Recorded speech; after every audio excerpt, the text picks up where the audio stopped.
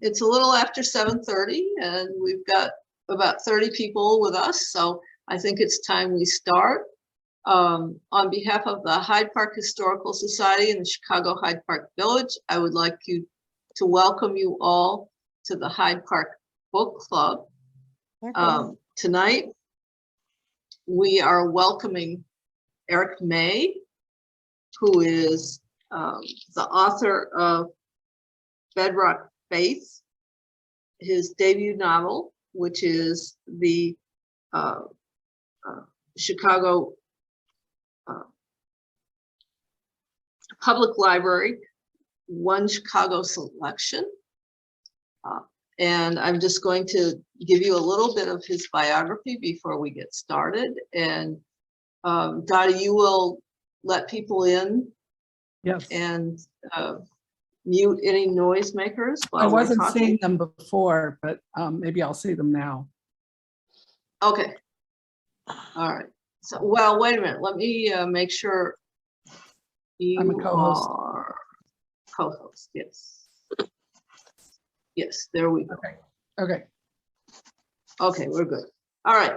A Chicago native, Eric May graduated with a BA in Writing English from Columbia College, Chicago in 1975, and the following year joined what was then Columbia's Writing English department as a part-time instructor.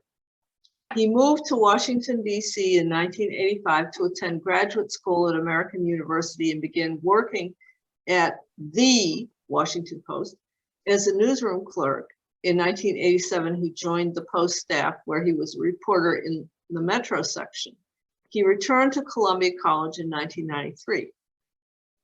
His fiction and nonfiction have been published in such literary anthologies as Criminal Class Review, Briefly Knocked Unconscious by a Low-Flying Duck, which I have to look up, Fish Stories, Collective 1, Sport Literate, Angels in My Oven, and F5 Magazine. May is a certified story workshop director and former associate faculty member at the Stone Coast Writers Conference in Maine and Solstice Writers Conference in Massachusetts, and a past Board of Judges member for the Columbia University Scholastic Press Association. May was named the 2015 recipient of the 21st Century Award for the Chicago Public Library. The 21st Century Award is given annually to Chicago-based authors for recent significant achievement in writing. May is currently an associate professor in the creative writing program at Columbia College. And tonight we're talking about his debut novel, Bedrock Faith, which is the 2021 One Book, One Chicago selection. So welcome, Eric. And let me just say thank you to the Hyde Park Historical Society for inviting me. This is great, and to be here on for the book club. And so I thought what I would do is read some from the novel, and then maybe talk a little bit, get into some craft issues, and then maybe read a little bit more and get into some more craft issues. And I guess that'll probably go about a half an hour. Then we can do some Q&A. Folks can just ask questions. And I've already had one question given to me, so I can probably start off when we get to the Q&A part. I can start off with that one.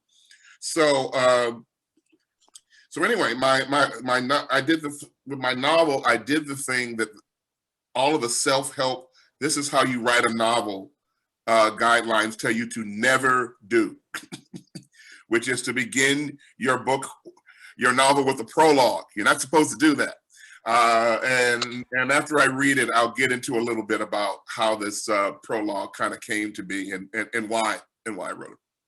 And the prologue is titled The Old Neighborhood.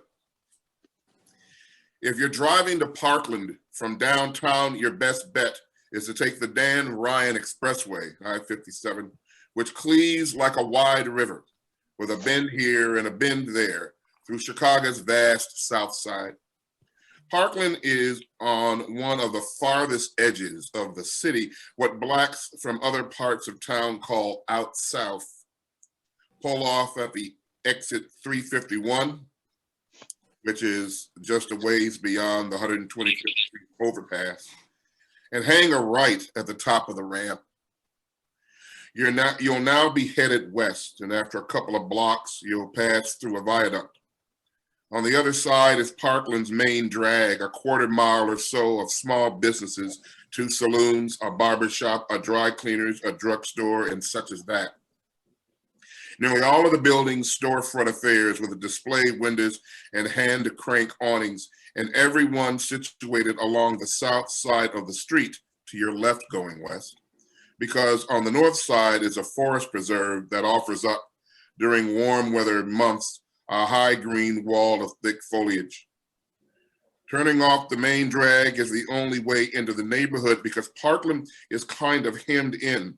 A cemetery directly east, where mostly white folks are buried, a railroad yard directly west, and the Cal-Sag Channel, a man-made waterway directly south.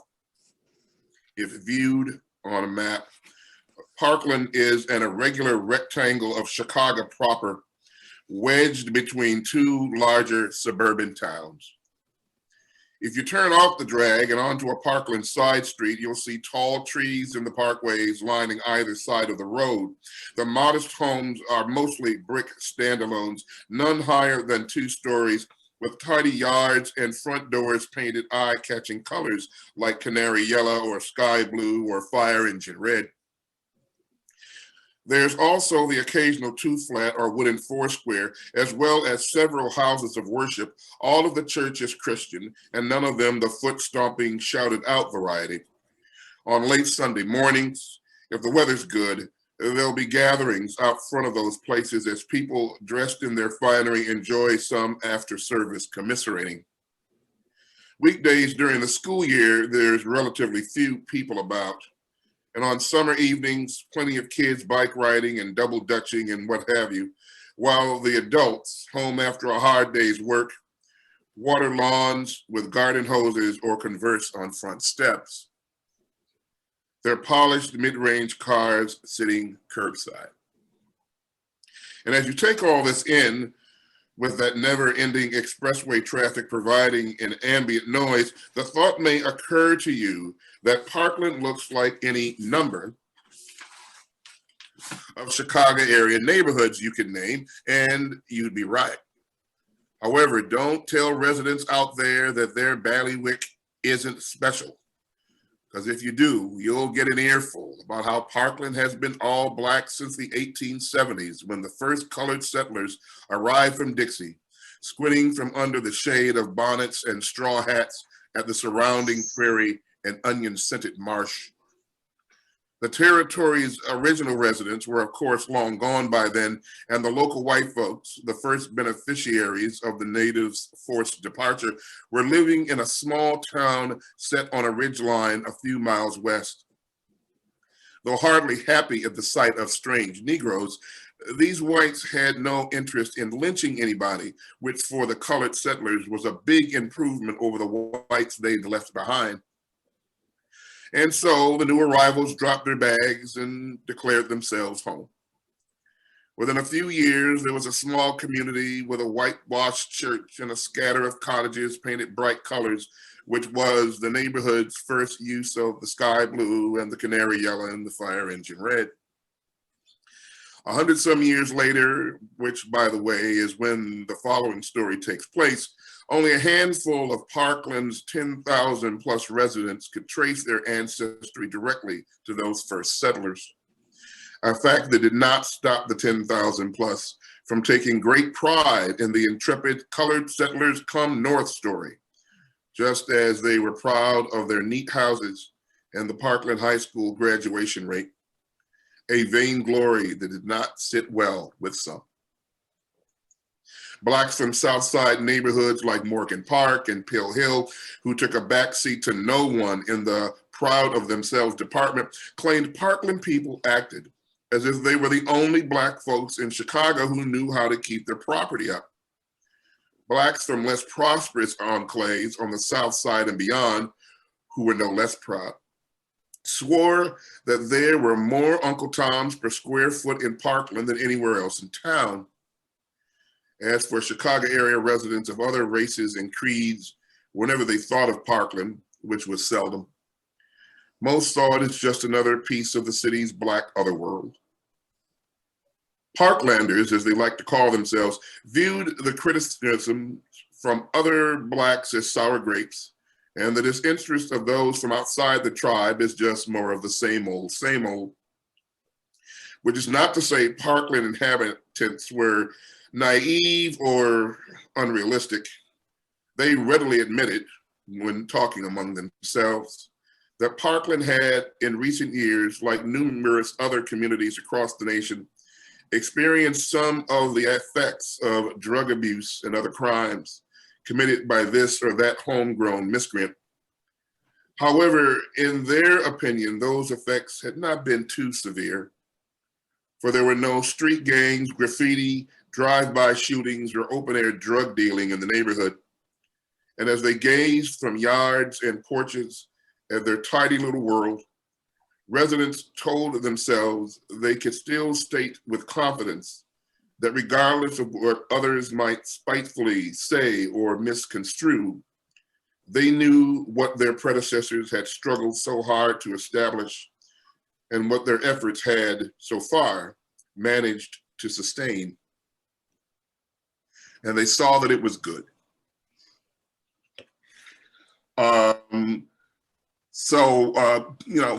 When I was thinking about this novel, and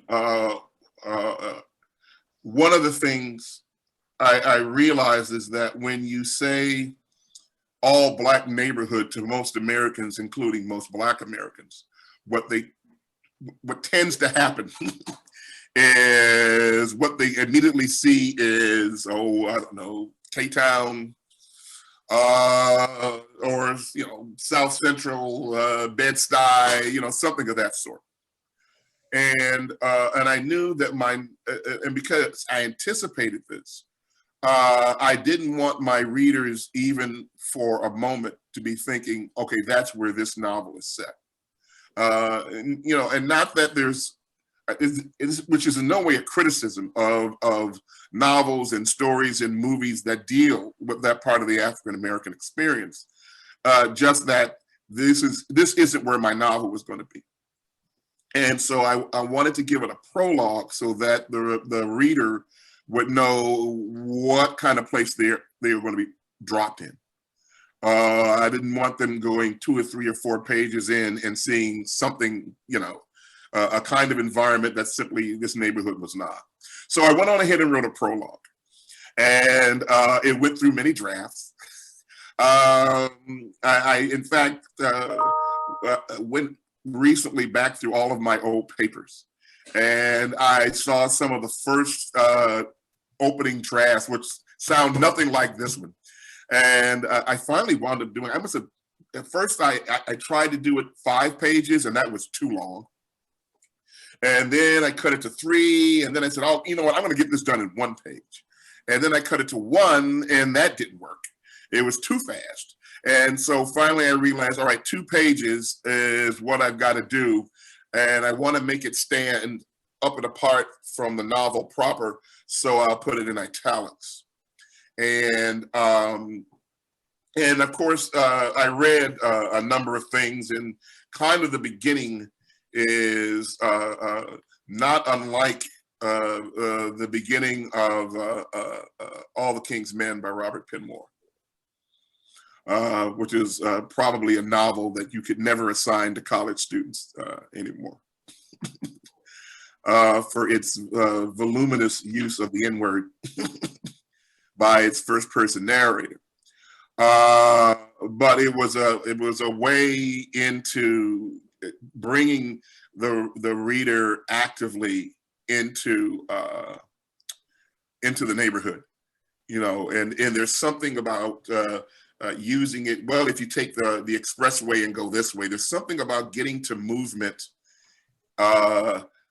in the story itself, where characters or you're bringing the reader in the physical movement that gets you started. It kind of gets you into this feeling of, okay, something's about to start, something's about to happen, something's going to happen now, which is what I also used when I got to the opening of the novel proper. So that was my reason for going against guidelines and going on ahead and writing myself a prologue, and I think it really kind of sets the table for the novel in a really nice way, so that when you turn the page and you're like, okay, book one, and Blues for Mrs. Motley, and I thought that I would read the beginning, and which is not too long, and then talk a little bit about how this beginning came together, and why I began the novel where I began it. Because every author is presented with this problem. Every novelist has the same problem. How am I going to start this story? How am I going to get this story off the ground? Chapter 1, 1993, A Homegrown Miscreant Returns. By 7 that evening, every resident on the 1800 block of 129th Street knew that Stew Pot Reeves was out of prison and back home. Home being his mom's red brick 2-flat located at the very east end of the block, where the road came to a halt before the high stone wall of a railroad embankment. As a chilly wind waggled naked tree branches beneath an overcast sky and sent bits of debris pinwheeling across bare, damp ground, word of his return traveled from house to house. Some called neighbors on the phone, while others threw a wrap over their shoulders. It was early March. To trot next door or across the street with the bad news. Each messenger beginning their bulletin with, "Did you hear? Stew Pot's back." Those receiving the news widened their eyes in surprise or winced in anguish. Stew Pot's back? The judge gave him 30 years. It hasn't been half that long. Who was it said they saw him? Was it Mrs. Motley? Yes, it was Mrs. Motley. Tallish, with a body that kinder neighborhood souls called slender and harder hearts labeled as bony. She had a skin tone the color of butterscotch and a head of silvery white hair combed back in a tight bun. A former school librarian, by then 5 years retired, she lived next door to the 2-flat in a large wooden 4-square with a teal paint job and black stationary shutters. That afternoon around 4, she'd been sitting on her blue living room couch, sipping tea from a china cup. The saucer held chest high when a yellow taxi stopped in front of the 2-flat. Although she had not left the house that day and expected no visitors, as usual, she was dressed as if important company was coming or she had somewhere important to go. Beige silk blouse, black ankle-length pencil skirt, stockings, and black low-heel shoes. There was a row of lace-curtained windows across the front of the room with the couch back against the sills. Mrs. Motley set the cup and saucer on the nearby inlaid coffee table, lifted a white lace panel aside and looked past the railing of her roofed porch.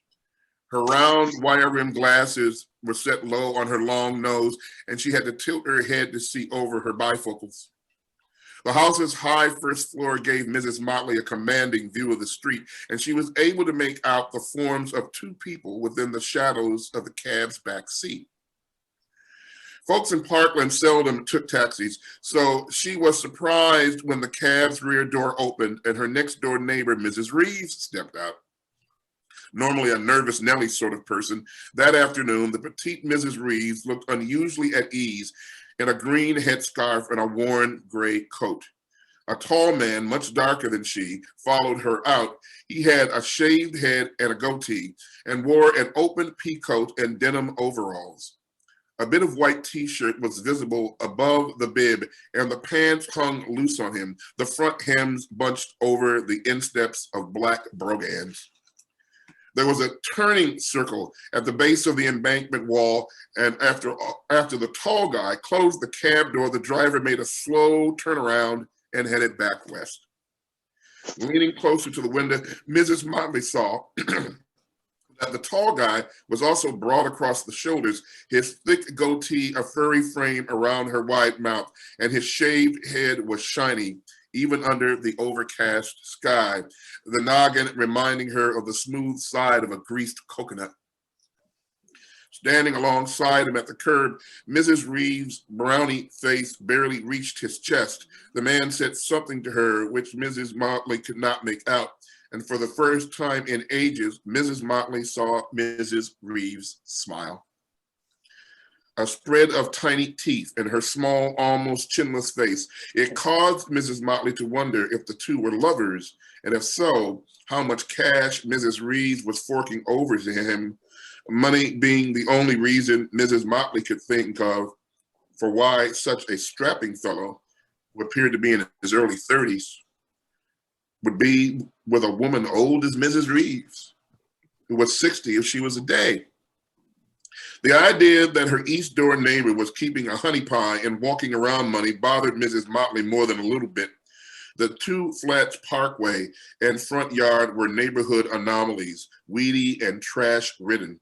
The windows were hung with dingy sheets. The white paint on the window frames and doorways was flaked and faded, and the downstairs apartment had been vacant for years. Like other immediate neighbors, Mrs. Motley felt the two flats' condition brought the whole block down, a situation made all the more maddening for the neighbors by the fact that money was not the issue.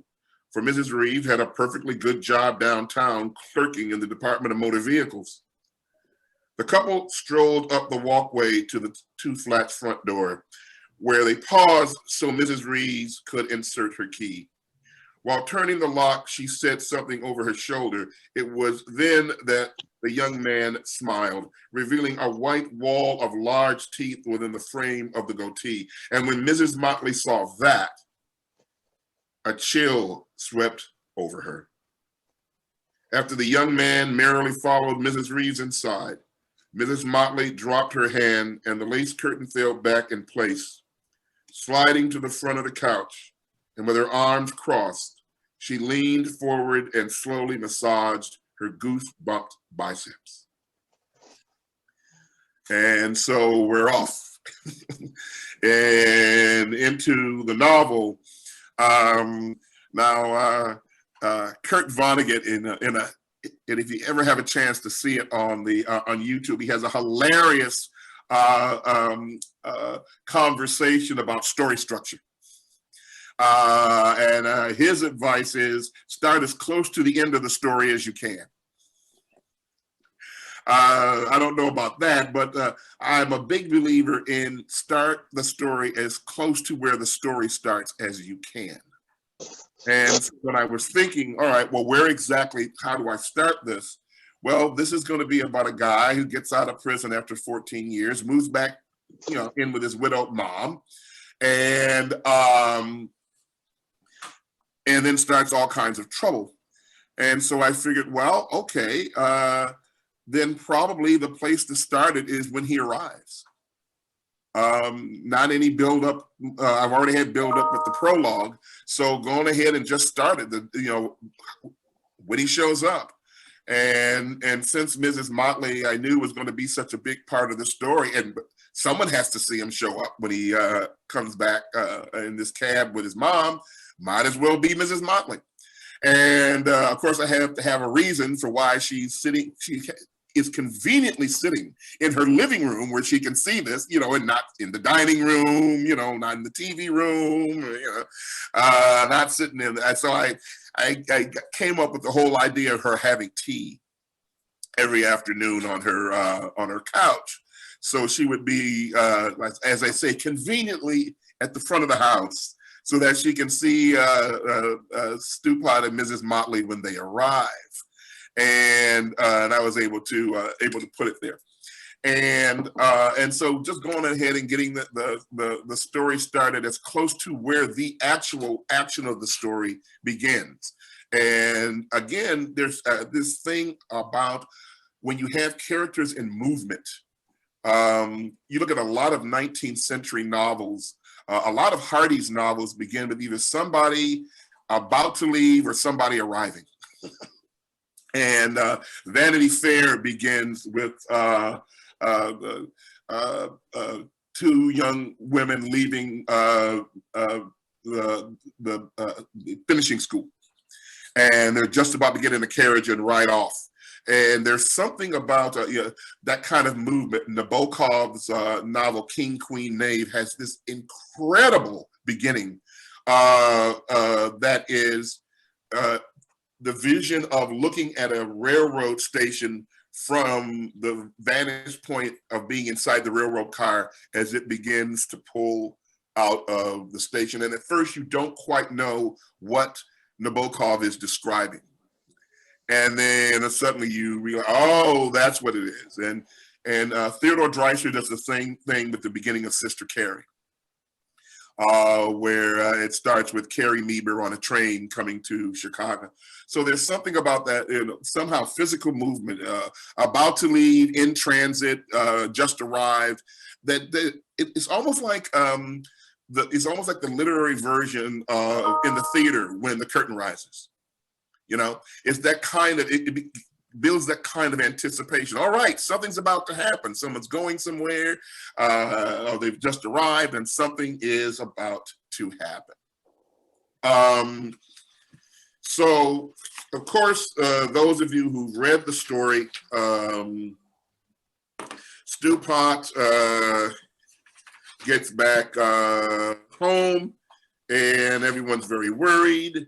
And then Mrs. Motley gets a big surprise. It turns out that Stew Pot comes over and asks for a Bible, of all things. And she gives it to him, which later on ticks off some of her neighbors. It turns out he has had a religious conversion while in prison. And he, in fact, then goes down on his knees and wants Mrs. Motley. He comes to return the Bible, which Mrs. Motley doesn't really want him to do, and gets down on his knees, asks for forgiveness, and she doesn't know what to do. And so they finally wind up, much to her surprise, sitting in her yellow kitchen, having tea and having a conversation. And I thought I would read some of that. And so they're sitting there, and again, starting the chapter as close to where the action that happens in the chapter begins. And this is chapter 6, which is titled Tea for Two. And so what do you plan to do with yourself now that you're home? Said Mrs. Motley. She was sitting at the kitchen table opposite Stew Pot, who had draped his peacoat over the back of his chair. Along with a silver tea kettle, the china cups, saucers, and sugar bowl were arranged on the table between them. His apology, which he had just finished, had been long and rambling, and they had now moved to discussing his life situation. I'm going to get a job, he replied, and I mean honest work. Mom says there's a help wanted sign at the car wash over on the drag. Probably just part-time, but it could be a start. No more crying for me. This change is for real. Well, you certainly look different, Mrs. Motley said. There's not much to do in the joint, constructive. I read the Bible and lifted weights.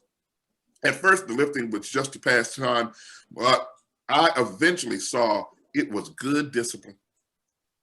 And is that discipline what brought you to the Bible? Oh no, my spiritual awakening came as a result of counsel from Brother Crown. Who? Stew Pot grinned and set his cup on its saucer. Brother Crown is someone I met when I was inside. He's a man of God, a great man of God walking day and night in the light. He's turned a lot of fellas in prison around. The way I see it, sinning Stew Pot is dead. God gave me the strength to kill him. So are you going to get another dog? I was planning to, he said. I like pit bulls, and I think I know what your concern is. He broke into a smile again. I won't let this one do its business in the yard. She thanked him, then asked what else he'd done in prison besides read and lift weights. I listen to gospel music, and I'm not talking about gospel that sounds like honky tonk. I mean no frills gospel. Anything else is devil racket. I talked to Mom about that. Now, don't get me wrong, Mom is a good woman, but even good folks make mistakes. I told her a person is either walking in the light or they're not. And you can't be walking in the light if you're listening to songs straight from the devil's piano. If music doesn't praise God, I don't want to hear it. Don't care if it's jazz, country, or opera. Opera? Said Mrs. Motley. Especially opera, said Stew Pot, pointing at the yellow oil tablecloth with a forefinger. Most operas you hear aren't even sung in English. Right off, that ought to make you suspicious. You ever read translations of opera lyrics? Sin, pure and simple. Opera is the same as rock and roll, just more melodic. It wraps sin in a prettier package. Stew Pot nodded his head in agreement with himself. That's how the devil gets to folks, he continued. He wraps sin in a pretty package. In the case of music, a package that gets people bobbing their heads and tapping their feet to the point that the bobbing and tapping feels so good, people don't listen to what the lyrics are saying.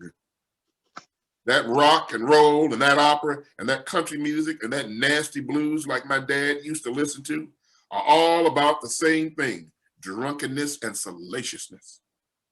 So like I said, I had a talk with Mom yesterday. I took those records of hers by Ray Charles. Ha! Now there's the blind leading the blind and Johnny Mathis and so on, and I tossed them in the trash. I threw out all her soap opera magazines too.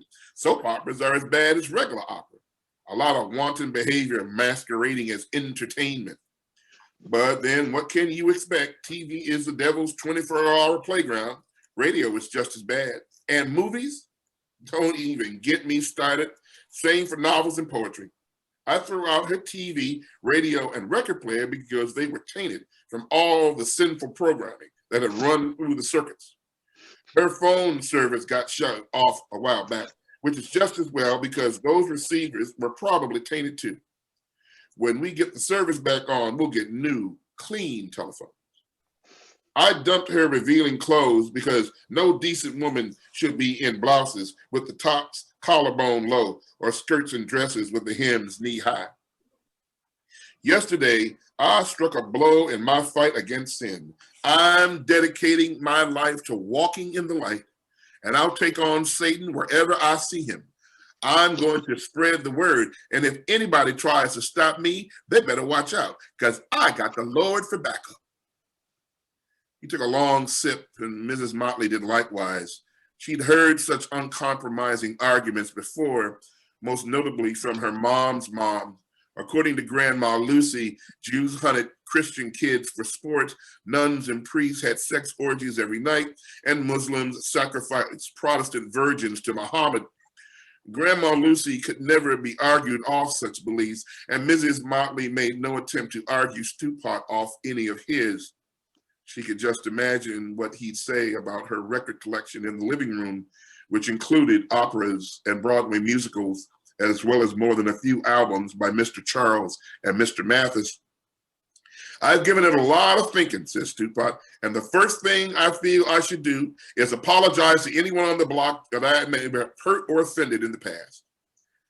Using a measured tone, Mrs. Motley said she didn't know if that was such a good idea. Perhaps you should wait, give folks a chance to get used to your being back. I understand what you're saying, Mrs. Motley, but you can't delay repentance. He grinned again, drained his cup, and glanced at her wall clock over the sink. I should be going, but before I do, would you pray with me? Yeah, stop it there. And so this is where, when you have a character like this, sometimes what's really interesting is to have them give their manifesto. their view of the world. This is how I view it. This is what I think the world is. And we can see Mrs. Motley's kind of measured response going like, she's really beginning to realize, oh my Lord, he's sounding, more than a little off. And so, because I knew that early on, I've got to establish not just that he has, he now reads the Bible, but that exactly what is the manifestation of who he is. And so this is one of the things you want to go on ahead and get up front fairly early in the book, so that the reader can grasp, as Mrs. Motley is grasping, oh my goodness, that this is in some way not just the going to be the run-of-the-mill sort of, oh yeah, now I'm reading the Bible now. That he has all kinds of very strong opinions about things that most people think are benign, and not necessarily something that to get all upset about. And where's that? How are we set for time? Got a little bit more, or should we start getting on? Yeah, we're doing fine. Okay. We're doing fine.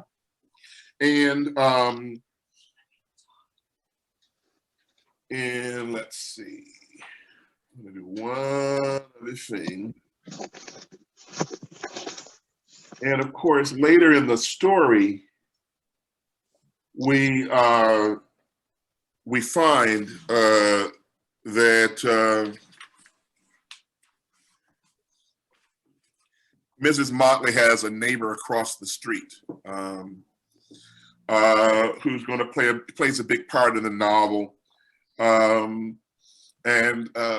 but doesn't come into the novel until the book is really up and going. And the simple reason for that is, you can only introduce so many characters at the beginning of a novel before the reader becomes overwhelmed. And so I said, I can't throw in one more introduction, so I'm going to hold off on Mr. McTeer for a while. And we find out that Mr. McTeer has lived across the street. As with Mrs. Motley, he has lost his spouse. And it turns out that he's very, very, very much enamored of her.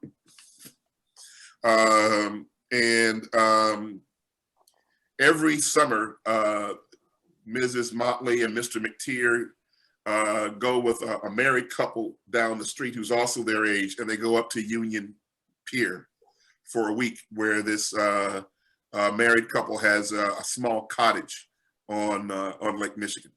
And because the husband of this married couple works nights, he likes to kind of keep his regular schedule when he's up there. So during the day, and to give them some privacy, Mrs. Motley and Mr. McTeer, who has a bad leg that was injured in World War II, they go down to the beach. And I just want to read a little scene from that.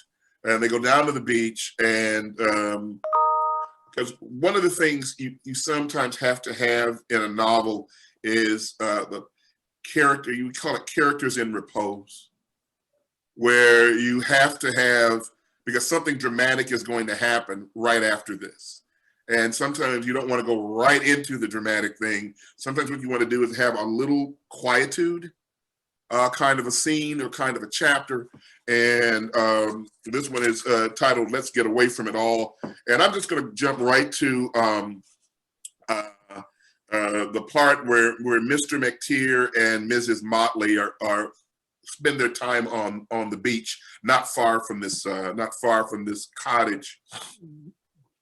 On those sunny days with poetry books in hand, Mr. McTeer wore a straw hat to the beach, the kind with the round upturned brim that's frayed at the edges. Mrs. Motley wore a straw hat too. hers featuring a wide, neat brim tilted slightly down. Beside him, she'd kick off the deck shoes of her rather large feet, 10EE, and work her toes idly in the sand. It was the sort of casual behavior she had always allowed herself at Union Pier and which Mr. McTeer had always enjoyed. At Union Pier, Mrs. Motley wore no ankle-length pencil skirts or blouses buttoned high. At Union Pier, she wore Bermuda shorts and loose cotton tops with the shirt tails out. The shorts revealed her skinny, blotchy legs, and though Mr. McTeer knew she was self-conscious about her gams, he thought them still attractive in the way they had retained the lines of muscular definition along the calves. As for himself, he kept his lower half hidden with baggy linen pants, his reasoning being that no one wanted to see his withered leg. He kept his top covered too in Hawaiian shirts because he was even more self-conscious about his chest with its small but noticeable breasts. Mrs. Motley never brought Bibles to the beach, preferring to read paperback murder mysteries, which, like the casual clothes, was an indulgence she only allowed herself on vacations. Mr. McTeer didn't know why she only read mysteries. Ruth Rendell and P.D. James were her favorites on vacation, and he didn't ask, or why did she do any of the things she did? Why did she occasionally, while beach reading, suddenly twist her pursed lips to one side? Why did she occasionally dig a big toe in the sand with a slow circular motion? Why did she once or twice, while sitting there, turn to him and from behind her sunglasses, which he felt made her look years younger, ask him, "You all right?" At some point, she'd get up without a word and stroll down to the wet sand. Standing with her back to him, she looked out to where the sky blue vista and the deeper blue vista met in flat line on the horizon.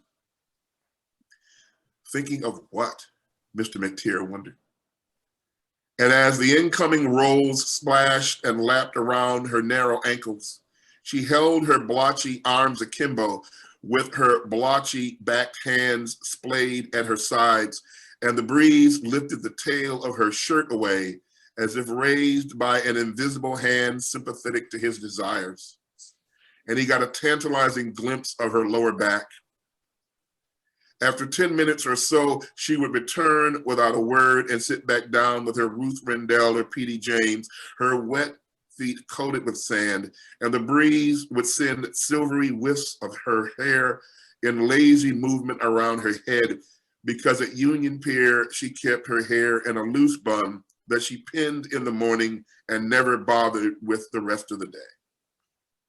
On the beach, her only hair attention was to every now and then tuck a strand behind her ear, and oh, what all that did to him. On the third night of their second stay that summer at Union Pier, which was the night before they were to return home, Mr. McTeer lay in the dark on a lumpy mattress in a room smelling heavily of damp wood. And as with every night there, the sound of the waves had strong competition from Mrs. Motley's snoring in the next room. Mr. McTeer's vigor, as he called it, was at full attention, and he reminded himself to keep his hands idle, for he'd definitely want his vigor come morning.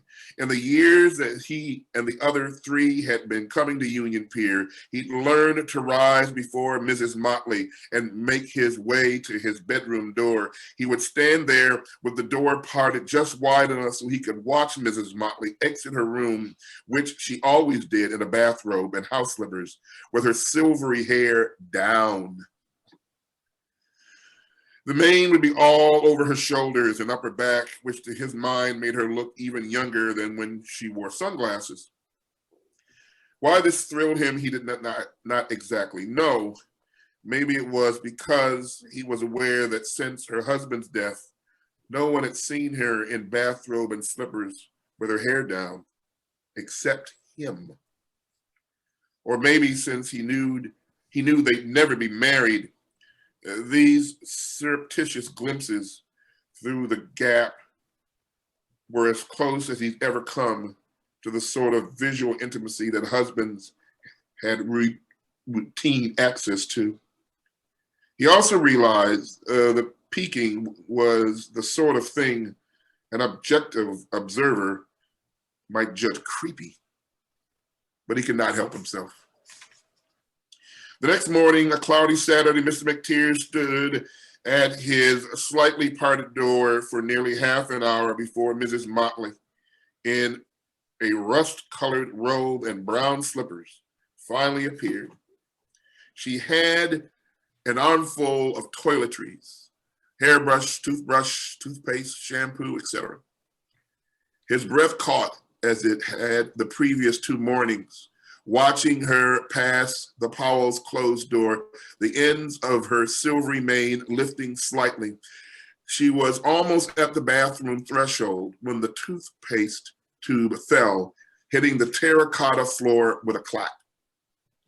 "Shoot," she said softly, and made a bend to retrieve it, but as she did so, the shampoo bottle slipped. She straightened, secured her armload, and entered the bathroom. Mr. McTeer let his breath go in high excitement. She would have to return for the toothpaste, which meant he'd get a bonus look.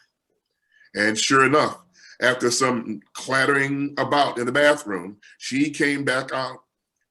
With her back to the bathroom doorway, she bent over, and as she did so, her hair draped past her jawlines, and lo and behold, the loose top of her robe parted. The invisible hand at work again, and he was able to see the wrinkled plane of her chest and the small, rounded contours of what he knew no one save her husband and doctors had ever seen. And oh man, was the vigor with him now. Moments later, as he listened to the shower running, Mr. McTeer wished that he might again enjoy intimate sights of Mrs. Motley without having to wait another year for the opportunity. A most pleasing thought for him, because the only way he could see such a thing happening was if he and Mrs. Motley were married. And he made another wishful prayer that Mrs. Motley relinquish her resistance to becoming a Catholic, which he felt wrong-headed of her, on a spiritual as well as a personal level. And I'll stop it there. And so this is one of those scenes, again, sometimes the manifesto is, the view of the world is given as the character saying it. And sometimes it's just going to the character's head.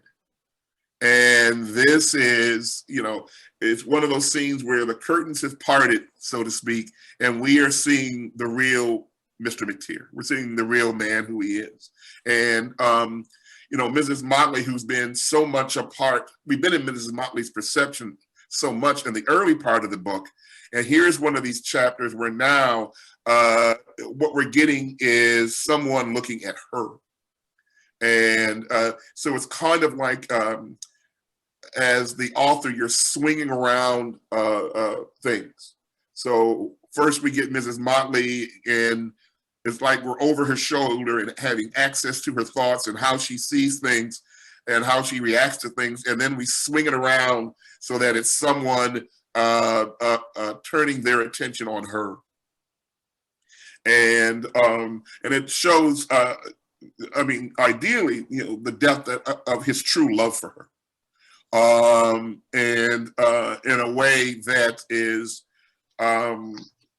dramatic in the sense of how he feels, but at the same time, it really involves actually just a lot of him looking. There's not a lot of action in the kind of classic sense. A lot of it is just Mr. McTeer, looking at her and thinking stuff. So, but I think we're almost, almost at 8:30. And so maybe we can get to talking to some other things. I gotta, if that's okay. Sure. Sure. We can And take questions now. We can take questions now. yeah, and well, you gave me one. Yeah, okay. Before we got started proper about my public library experience as a youth. And I, for the first almost 14 years of my life, I lived in Morgan Park on 111th Place in Racine. And the library that I went to is the Walker Branch Library at 111th Street in Hoyne. And it is the oldest building, not the oldest library. That's the one here in Hyde Park, actually, is the oldest library. But the oldest building that the Chicago Public Library System owns is the building that the Walker Branch is housed in. And it has these marvelous stone turrets either side of the doorway, which faces Hoyne. And it's on an incline. You know, it's that part of Beverly, the part of Morgan Park and Beverly that's, you know, part of the only part of Chicago that isn't flat. And it's kind of right up the incline from Longwood Drive, and the Metro line stopped there at 111th and Longwood.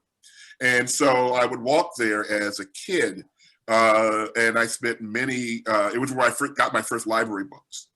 And in the summertime especially, I spent many a time walking from my home and going to the library. And so a couple of years ago, I was doing an event at the Beverly Arts Center, which is a marvelous facility there at 111th and Western.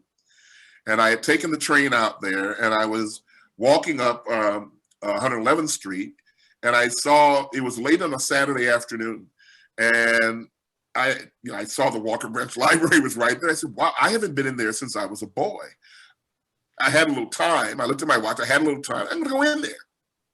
And I walked in, and there were two people there. And of course, I don't think there was hardly any other customers, if you will, in the library. There were a couple of folks who were working there. And I just started walking around, you know, and of course it looked much smaller than it had when I was a kid, you know, the thing that always happens. And then as I was walking back to go to the door to go on my way, I looked and I saw my book on the bookshelf. Oh. And I got to tell you, to see my book on a shelf of the library that was in many ways, you know, part of the foundation of my imaginative life. I mean, my imaginative life that came from the books I read from that library, to see that was just really, really Oh my gosh. something. And then later, when it received the One Book, One Chicago selection, we shot a documentary video out there. Mm-hmm. And I got to go out there again and do kind of like I say, a documentary. And they did this whole stage thing where I'm walking around as if I'm looking around one of the turret rooms, the South turret room, and I go, you know, oh, and I look and it's pull up and it's my book, and that was fun. And then later, just last month, I did a book club event at the Walker Branch Library. I went there on a Saturday afternoon, and they had their book club there. It was Zoom. It was well, there were a few people there, and we were doing social distancing, but it was also on Zoom. And of course, to sit in that turret room where I sat many a time as a boy, you know, where the sunlight kind of casting through the windows and across the round tables. And it was just great, you know, just absolutely wonderful, you know, so much, you know, of my life. Suddenly all kind of, you know, over the last nearly 70 years, you know, suddenly all curling together. So that was really, really nice. And the library has just been wonderful. My experience with them has been great.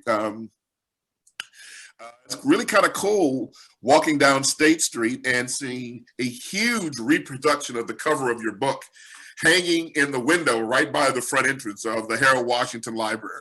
So that was really great. And so that was kind of my library experience there. And someone had mentioned the texture of the writing. I mentioned how long it had taken. It took me 10 years to write this book. Now, some of that was because, I was teaching full-time also at Columbia College, Chicago. And so I was on a whole bunch of committees. I was president of the faculty organization for a couple of years, and I was on a tenure committee for 2 years, and that and teaching full-time ate up a lot of time. And so it kind of postponed things. But I did, it took me 10 years to write and 2 years to sell. But I finally got it sold, and actually that turned out to be a really good fortune for me. I got a great publisher, Akashic Books out of Brooklyn, New York. And they gave me everything I wanted. I got the cover that I wanted, which is actually a reproduction of a quilt. This is actually the reproduction of a quilt. It's by a woman named Barbara Piatella, and she is a member of the African American Quilt Guild of Baltimore. And it's they're quilters. And although you don't have to be African American, join.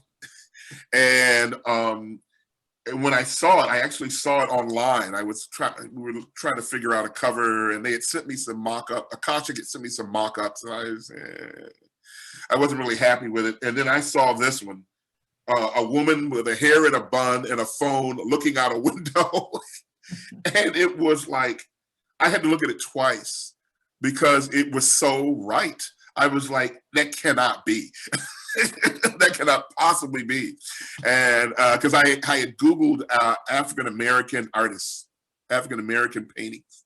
And I was just, and it hit the image cues. And I was just looking, and I came across this, and I was like, I can't believe it. And so I called up my publisher, who is a great guy named Johnny Temple. And he was a bass player in the punk band Boys Against Girls.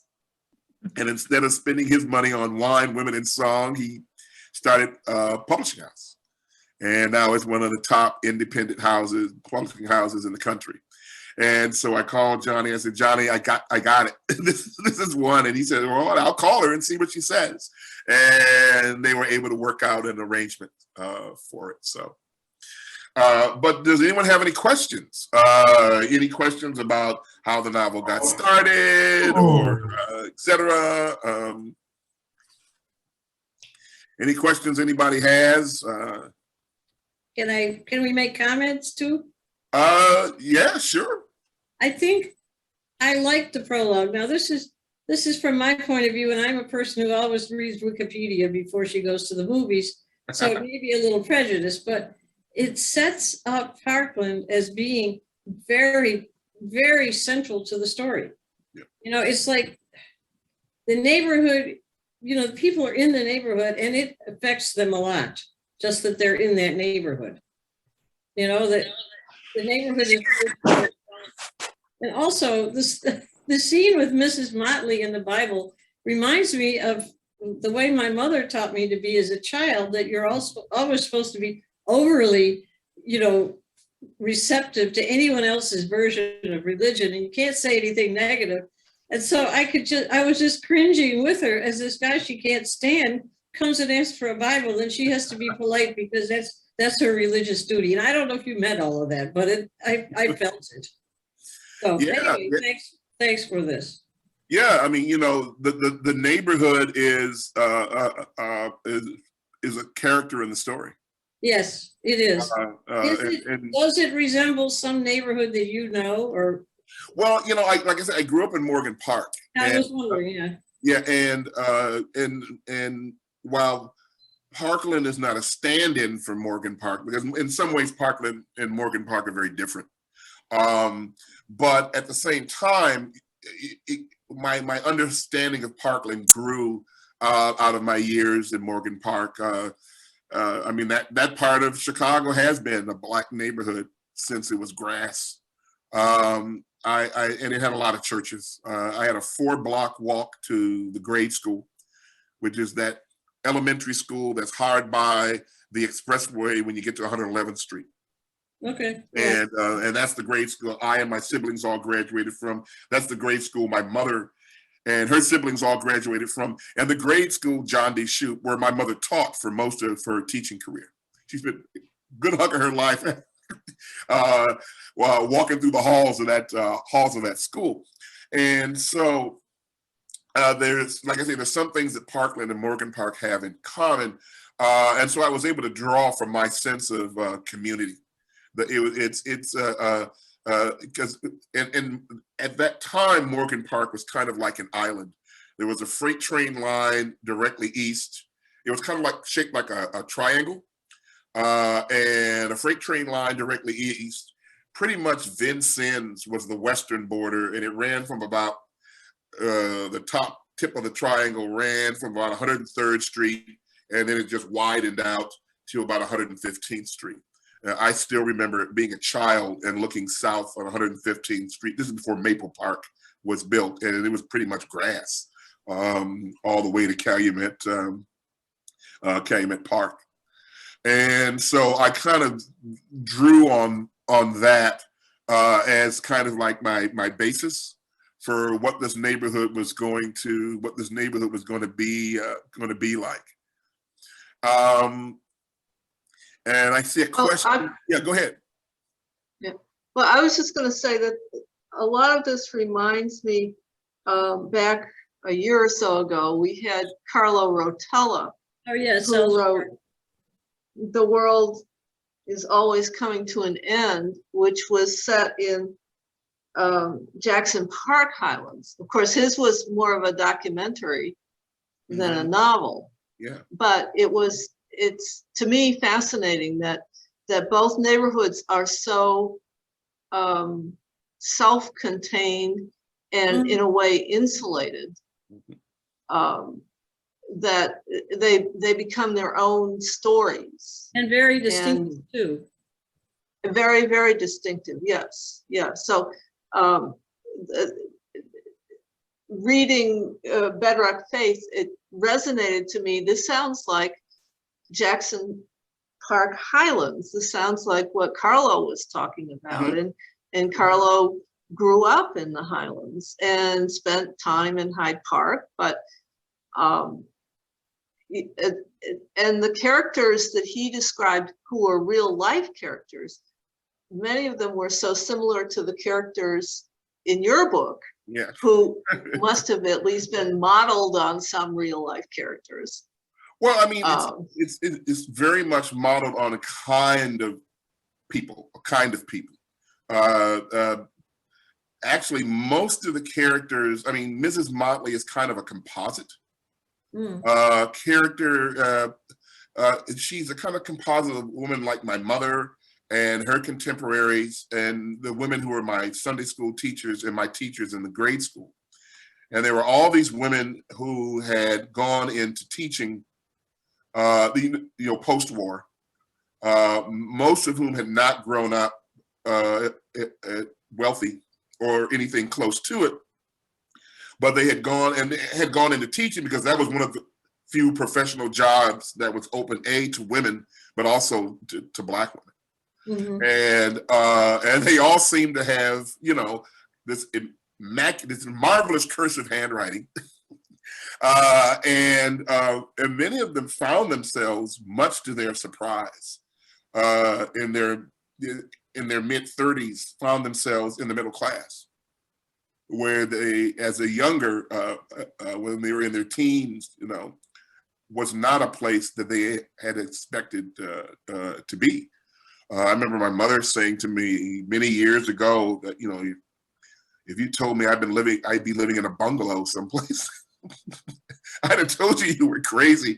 That was not what she thought was going to happen. She thought she would have a life, but she didn't, think she was going to have a life like the one that she wound up in. And so Mrs. Motley is kind of like I say, a composite of women of that generation. And a lot of the characters there are this kind of a type of person that I knew, not necessarily an individual. Because sometimes that's where you get your characters from. It's not one specific person. It's what Richard Wright talks about. He has a wonderful essay called "How Bigger Was Born." That's at the as a preface to Native Son. And he talks about the various biggers that he met in his life. He says, if I had only met one bigger, I never would have written Native Son. And he starts talking about these various guys that he knew in the South. And that when he began to think of them collectively, he began to get this fictional personality in his head. And so a lot of the characters, Mr. McTeer, Mr. Davenport, Mrs. Motley, Irma, Mrs. Butler, were very much the kinds of people that I knew.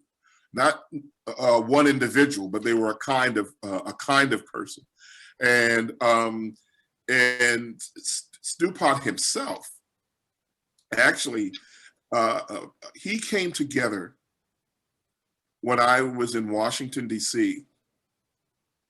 And I was watching television, and there was a TV news show. It might have been 60 Minutes, about some white kid in the South who was maybe, I don't know, 6, 7 years old. And he was terrorizing his playmates by saying that they were not sufficiently religious. His family belonged to this particular sect of Christianity that, pretty much found every other person in the world wanting. And he would tell his playmates, like, your mother is going to hell. She wears pants. She's going to hell. And there was nothing they could do about it. I mean, the kids would come home crying, but there was nothing they could do because he wasn't threatening to take their money or anything. And I was just struck by the dynamic of someone is doing something harmful, but they're doing it in a way that you can't do anything about it. And that's just inherently dramatic. As a fiction writer, that's the kind of, one of my friends says, that's one of the places where drama lives. And then some years later, I was still in DC, and I saw, this was definitely on 60 Minutes, something about a guy on the Upper West Side of Manhattan who would get off a bus and he would go to this kind of Tony area of that part of town, and he would start walking up to people, usually women, and he would start yelling at them. Again, not threatening to beat them up, not threatening to take their money. He would just start yelling, but you can imagine how unnerving this was. But they couldn't send him to jail because he would only do this when he was off his meds. So, and again, I was struck by, wow, again, somebody doing something harmful, but because of the circumstances, there's nothing you can do about it. And then I thought about my kid, my uber religious kid, and I said, well, gee, what if it was, instead of a kid terrorizing other kids with the word of God, what if it was an adult terrorizing other adults? And I immediately saw, oh boy, this ramps the drama up even higher. And so the story started from there. It was going to be a short story, but very quickly I saw that it could be a novel. And someone in the chat mentioned they had seen a video I did earlier back in December with the Chicago Public Library, and how I had invented Parkland for another novel. And I very quickly realized that Parkland would be the perfect place to set this uber religious guy. And so things came very quickly after that. But a lot of the story, I mean, I knew in general he was going to come home and get into it with other neighbors. But a lot of what happened, I made up as I went along. I didn't, it's, which is part of the fun. Or as Flannery O'Connor said once, you kind of know where you're going, but you don't know how you're going to get there. And how you get there is all of the stuff you come up with as you're writing the novel, and realize, oh, I need this, or oh, I need this kind of a thing. And but I knew that it would be the kind of people that I grew up with. Like I said, there were a lot of churches in my neighborhood. So back then, when I was living in Morgan Park, the churches were a big part of the social fabric of the community. I had to walk by it to see. I'd walk by Holy Cross. I'd walk by Mount Calvary, Beth Eden, and Holy Name of Mary, which is the Catholic parish out there. And it's Holy Name of Mary was started by an order of Black nuns called the Oblate Sisters of Providence. And they're an order of sisters out of, they originated in Baltimore. And actually many of the parishes, the African-American parishes that have been started in the country were started by orders of nuns because at the time the Catholic Church wasn't too keen on African-American men becoming priests. So a lot of the parishes were started by orders of nuns. There's another order out of New Orleans, I think, but I forget the name of it. But does anyone else have any questions?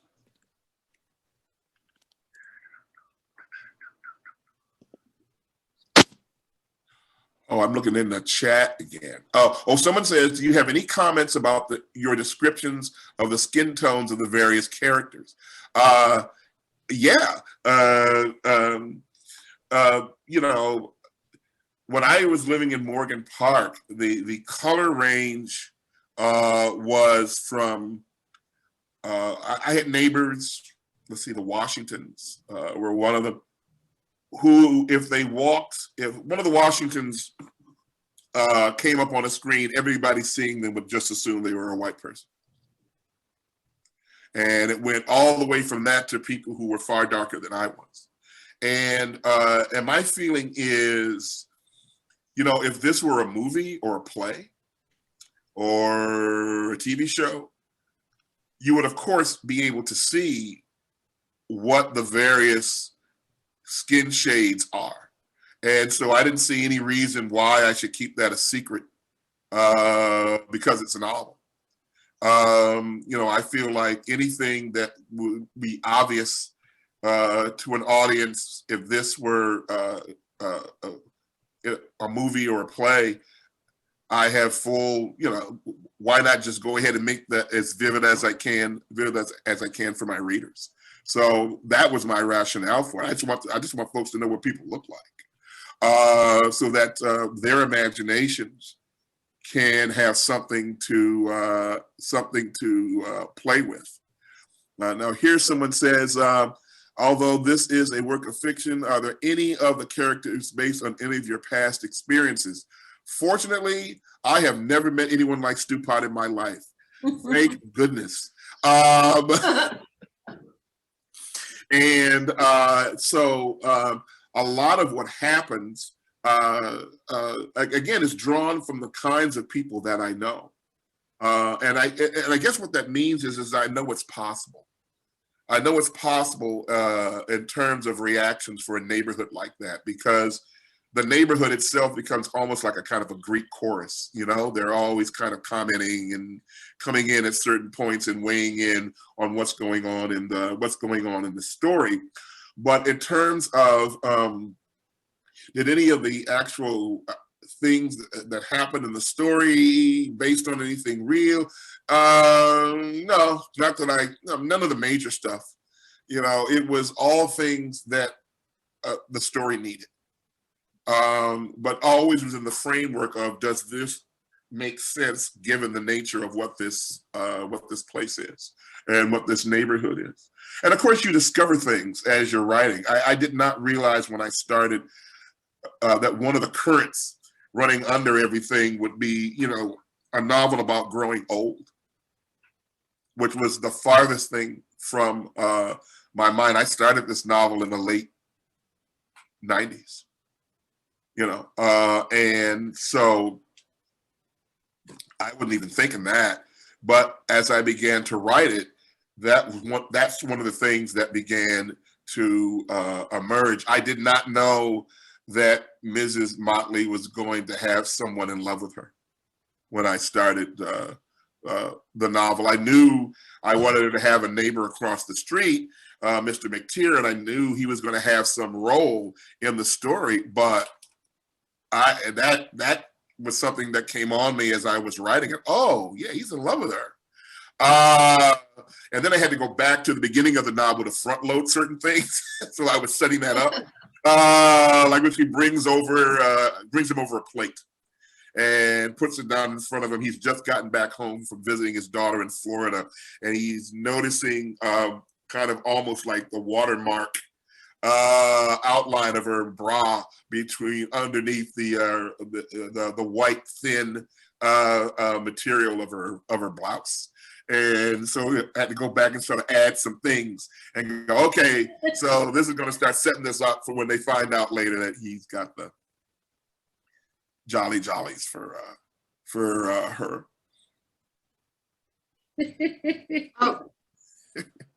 I would like to make one, this is just a comment or an observation. You have an extremely fine sense of color, and I'm not just talking about people's skin, Yeah. but the colors in Mrs. Motley's apartment, the colors of the outside, of the inside, of everywhere you take us in the novel, you're very sensitive to the surrounding color of whatever environment you're in. Yeah, and I'm a product of the Story Workshop program at Columbia College.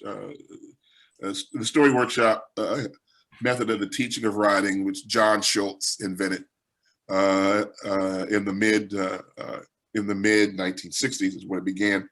And one of the things that is emphasized in that pedagogy is seeing in the mind, and see it and tell us what you see, and trying to be as vivid as you can in what you put on the page, which doesn't mean describe everything. It means, one of the coaching in a Story Workshop class would be go to whatever is most strongly taking your attention for whatever reason and see it. And so, and to make this as vivid as you can for the reader, and so that the reader will have a lot for their imagination to play with. And I said this many times in many interviews, I see what I do as a joint venture between my imagination and the imagination of my readers. And that every reader brings their own creativity to the process. And that creativity is their imagination. And so you want to make things as vivid as you can on the page so that it will give their imagination something to work with.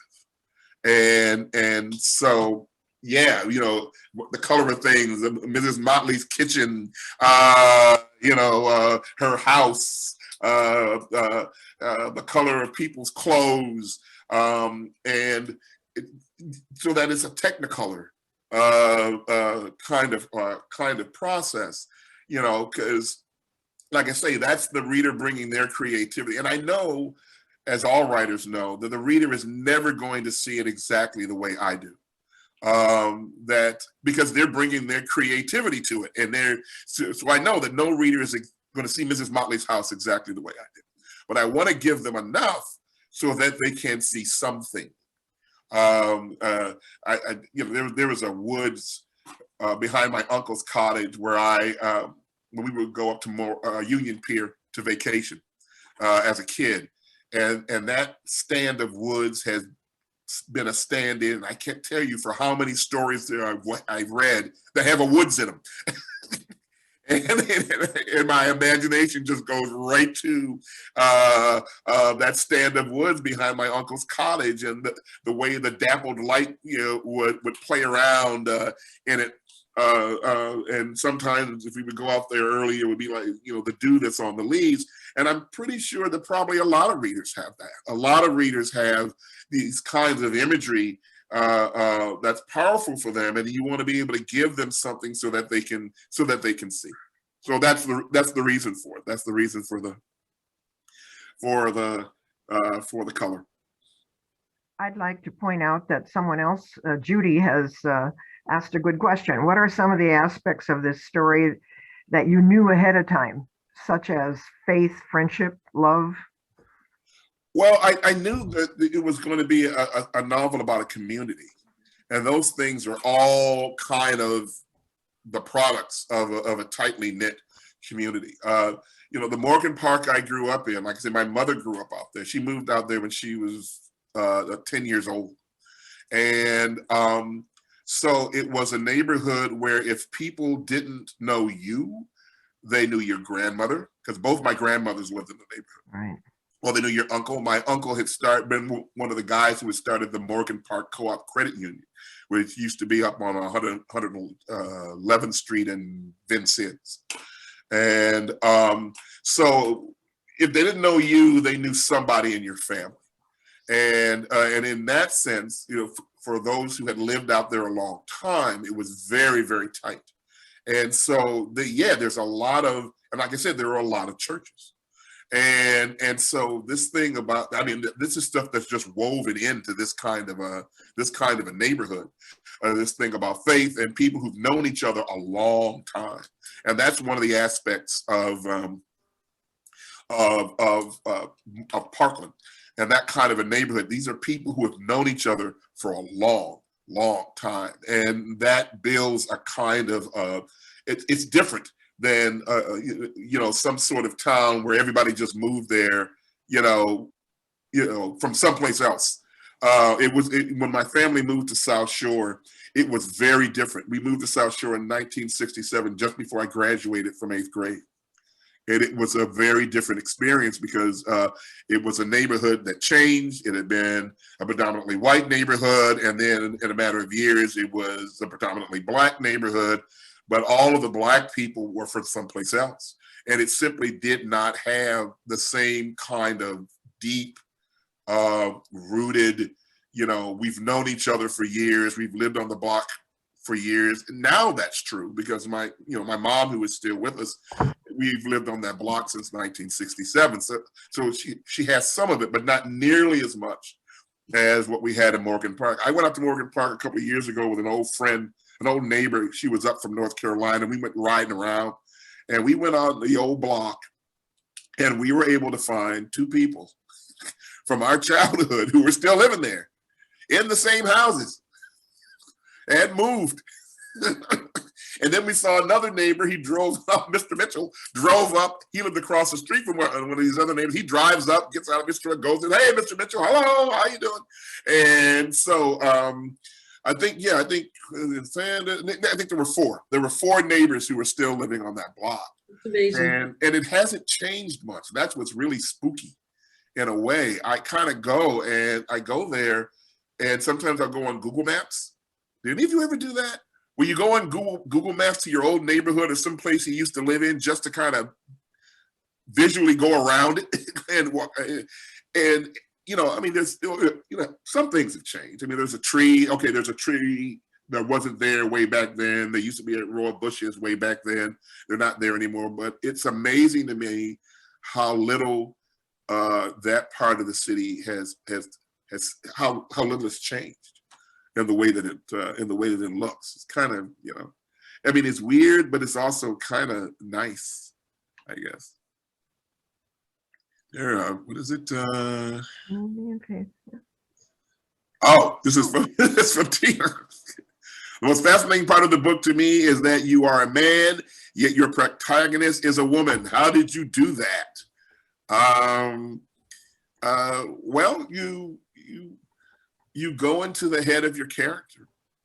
And while men and women are obviously in many ways very different, and we all experience happiness, fear, dread, joy the same. It's not, and things that scare us are oftentimes the same things, and when we fall in love, if we really fall in love, it's not radically different in certain ways in terms of how it feels to be in that state of being. Like I say, obviously there are differences between men and women. And of course, as a male writer, there's certain things you just steer clear of. And you just, because there's just no way you're going to be able to understand what that experience is like. And so you kind of definitely do that. And Toni Morrison writes very convincing male characters. And she just does the same thing. You know, there's certain things that she's able to get to, and then other things that are very male, she just doesn't go there, you know.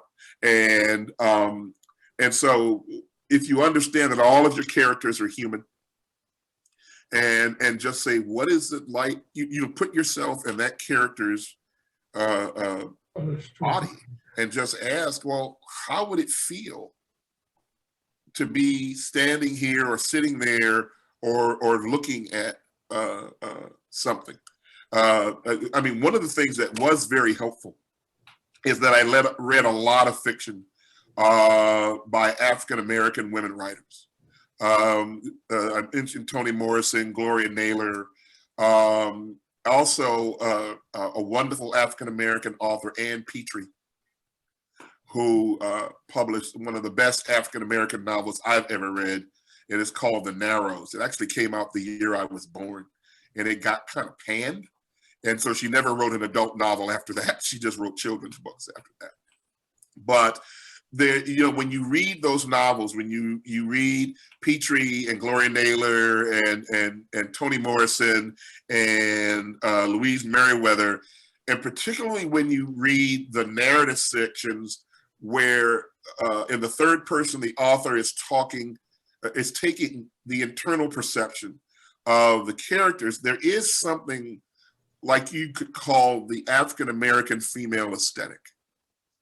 There is a similarity in tone, and it was very much like the tone I remembered hearing as a boy when I would sit at my grandmother's house and my mother and her sisters and grandma would be talking, and they would be talking about people in the neighborhood. And, you know, as a child, if you keep your mouth shut and kind of sit back and don't do anything, sometimes the adults forget you're there. And there was a kind of a tone and an attitude about how these women viewed the world, and that I was very much in tune with, and I was able to incorporate. And also I got some good training from James Jones, who's one of the masters of internal perception. His novel, The Thin Red Line, which is based on his Army experiences on Guadalcanal in the Second World War. But what he does in that book is he's really, really good at getting into the internal perception of characters and how characters are rationalizing what it is they're doing and feeling. And a lot of my novel has that, where you'll have Mr. Davenport or Mr. McTeer, or Mrs. Motley, or whoever, and we're in their head and they're rationalizing why they're doing what they're doing, or why they're feeling, or how they're feeling. And James Jones is really, really good at that. And Ann Petrie is also very good at that. And those are two people that I was able to draw upon for when I had to do that sort of thing in my book. Can I ask another question about, this is about military service. I would guess from your bio that you probably weren't in the military. No, I was not. Okay, but there's a section in the book, I think it's, 4th of July or something, and Vernon Pager is watching Mr. Motley and imagining that Motley is flinching from the fireworks just like he is. Yeah. I was wondering if you had like older brothers or your father or uncles who had been. No, I was a big history buff as a kid. Yeah. And that has continued on into my adulthood. And one of the things you hear from some combat veterans is that they don't like loud noises. Okay. I was wondering, because it sounds very personal, not something you read in a book, but something you would hear from you. They don't like, and I remember I was reading one book. It was by a Marine Corps veteran from the Second World War. And he was saying, someone asked him, well, when you watch a war movie, does that bring anything back? And he says, no, because we're talking about 1950s war movies, which are so clean, that, you could watch them while you were eating your dinner, But he said the smell of car exhaust Mm, He says because it reminded him of the smell of the landing crafts. mm. He says, when I smell that, when I smell the strong smell of a car exhaust, it suddenly, boom, I'm right back. I'm right back there. So I did understand that there were sometimes things that were innocuous to civilians Yes. that for certain veterans would be, because I know some combat veterans who do not like fireworks shows. No, they don't like them. Since when I read it, but I never thought of it before. Yeah, they don't like going to them. They don't like it. And the only reason, you know, the alderman is there is because he figures he's doing it for the neighborhood. And of course, Mr. McTeer is there because Mrs. Motley wants to go. Mrs. Motley wasn't there; he probably wouldn't go. And he knows. Of course, they've been neighbors for many years, and so. And as we will find out later, Mr. Alderman Pager's interest and Mr. McTeer's interest in Mrs. Motley is not just casual. Yes, indeed. I recall that. I kind of wish you'd gotten her a real dreamboat, but Yeah, you know, and I thought about what what would happen if I hook her up with somebody, and then I realized that would have closed it. Yes, that's true, but you know, I needed to leave it. It's kind of I needed to leave it open. I think if you write a sequel, get her someone better. Yeah. Her problem is that, you know, there's stuff about Alderman Pager that she likes. Well, She just doesn't know if she should like him. As she says, you know, with Vernon, you never knew if you were in a very intricate chess game or you were merely one of the pieces on the chess board. And so she doesn't know if he's, you know, as crooked as they say, or he's just, you know, not crooked, or he's just really good at what he does and hasn't been caught doing anything. So.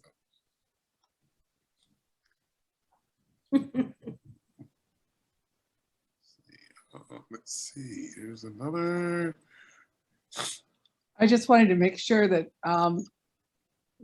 everyone saw Rosellen Brown's comment that although the book is a serious and sociologically right on, it's also very funny and not at anyone's expense. it is very funny. It's exactly right. Yeah. Well, you know, humor was a big part of growing up in Morgan Park. You know, it was, and of course it's a neighborhood, because it's so close, everybody's up in everybody else's business. Yeah. And so it was a neighborhood where humor and laughter, you know, one of the things that has gotten Black people through all they've had to get through is a sense of humor. And Blacks aren't the only culture that has that, you know. But this thing of being this sort of at times ironic, and at the same time, not silly funny, but kind of this ability to see the irony and the humor, and it's also the way of that they speak. You know, there's a kind of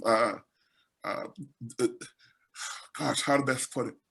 A delivery, I guess, and you see it in other cultures' languages, where the language itself, how the language rolls, carries with it a kind of timing for punchlines and humor. You see this in Boston accents, New York accents, Irish accents, East London accents. There's this kind of where what's almost baked into the delivery is this kind of and we see it a little bit where Mrs. Motley and how she's responding to Stew Pot when he's talking. Oh, who? You know, and the kind of, and there are other points in the novel where you see it, and so that very much grew out of my memories of Morgan Park, and just the way language works for African Americans when they talk, and it's you see it, you know, in one African American stand-up comic after another.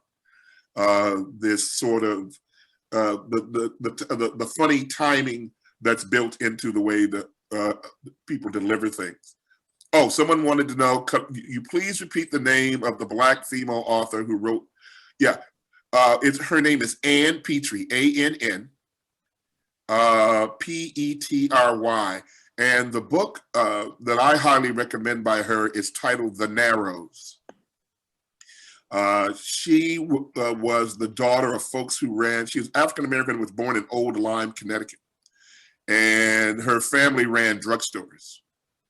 And she, at one point, moved to Manhattan and worked for the Amsterdam News, I believe it was, as a reporter. And her first book, The Street, which was one of the last books of Black urban realism that was started by Native Son, and hers came toward the end. And it was, as I say, widely read and well received. The Street. The Narrows was not.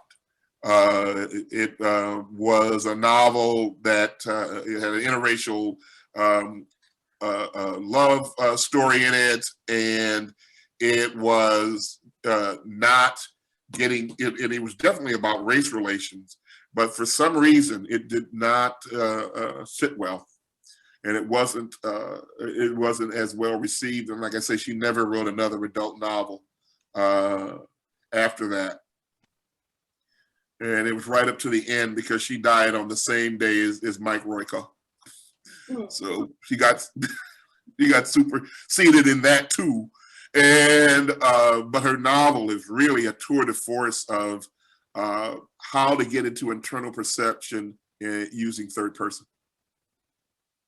And she's got some male characters where she's just absolutely nailing the male characters. As a man, you're not reading it and thinking, oh, this is a woman writing a man. You read it and you're like, yeah, this works.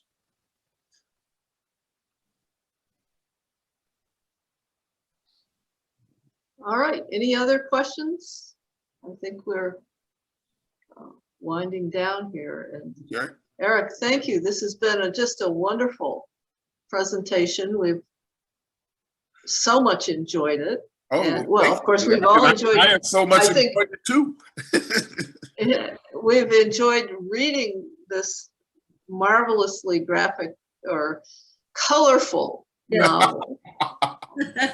It's taken us, and as I said, it took us back to Carlo Rotella and the Jackson Park Highlands, and so many things we've done over the years with the book club. And now I'm going to go on to some of the things that we've got coming up in the book club, which I think are going to be fascinating for everybody. Coming up next month, we have In the Shadow of the Ivory Tower, which is how universities are plundering our cities. There's a whole section in here on the University of Chicago. And this is by Devarian Baldwin, who will be joining us for this book. The following month, and let me just get my dates right here.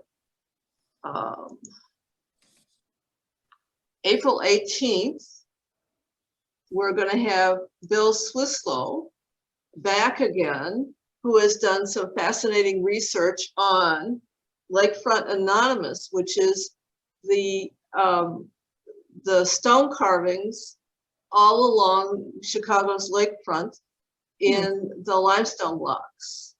Wow. All up and down the lakefront. Of course, he's going to be talking to us in a good part about the Hyde Park lakefront. And then we've got something very special coming up in May 16th. Three Girls from Bronzeville. And Don Turner, a uniquely American memoir of race, fate, and sisterhood. Don Turner will be joining us for that meeting in May.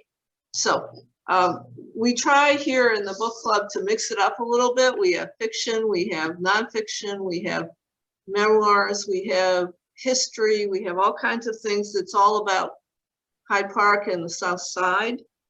And finally, Di told me today that at another upcoming meeting will be a novel, A Time for Frankie Coolin by Bill Granger, which will be discussed by Bill Savage, local author and somebody, professor at Northwestern. And So who again, wrote the we forward got- to the book? Who wrote the forward to the book? Yes, and so, excuse me. As I said, we try to mix it up here at the book club.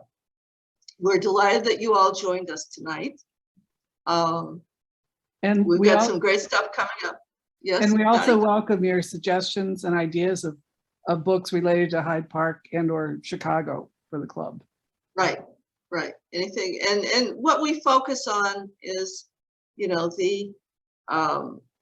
the heritage, history, culture, and literary traditions of Hyde Park and the South Side. So that's what we're all about, and we're so delighted you joined us tonight. And anybody who signed up for this will be on the mailing list, so you'll hear about what we have coming up. Any last comments by anybody? Otherwise, we'll sign off. Just so we liked a lot. I did anyway. Thank you. And thank you so much for Thank you, having me. Eric. I had a great time. It was great to All have right. you. Thanks. Yeah. Good night, Thank you everybody. so much. Good night. Good night, everyone. Good night. Good night, Jean. Right.